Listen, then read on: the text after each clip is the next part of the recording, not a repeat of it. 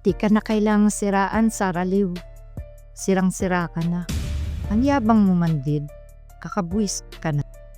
Huwag mong punuin ang taong bayan. Huwag mo rin punuin ang mga nasa batas. No? Hindi ka na magtatagal kapag ganyan ka ng ganyan. Pag napuno sa iyo yung ombudsman, yung DILG, yung NBI, lahat yan pag napuno yan, one click ka lang. Hanggang saan ka dadalhin ng iyong yabang. Ha? Ama na, wala nang sisirain sa'yo. Siran-sira ka ni.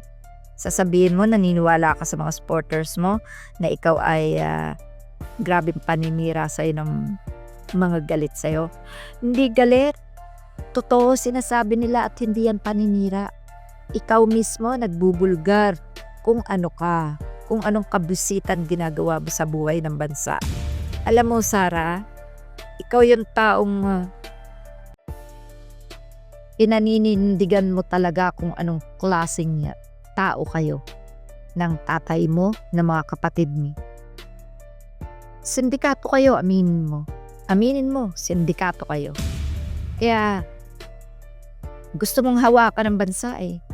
Kasi kayong mga sindikato, gusto nyo, mapasunod nyo ang lahat ng Pilipino dito sa bansang Pilipinas. Sorry ka. Hindi ganyan ang pananaw ng taong bayan ang susunod sa mga kagaya nyo. Oy, yung mga kagaya nyo at yung mga sumusunod sa inyo, yan yung mga na-brainwash nyo at ginamitan nyo ng kung ano-anong kawawaan, no?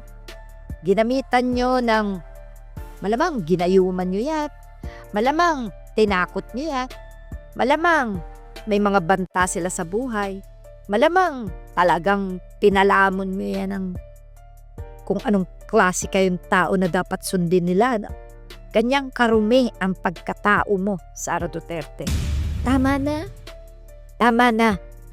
Dahil yung mga kasinungalingan mo, yung mga kayabangan mo, yung mga kahambugan mo, wala na yan, Sara.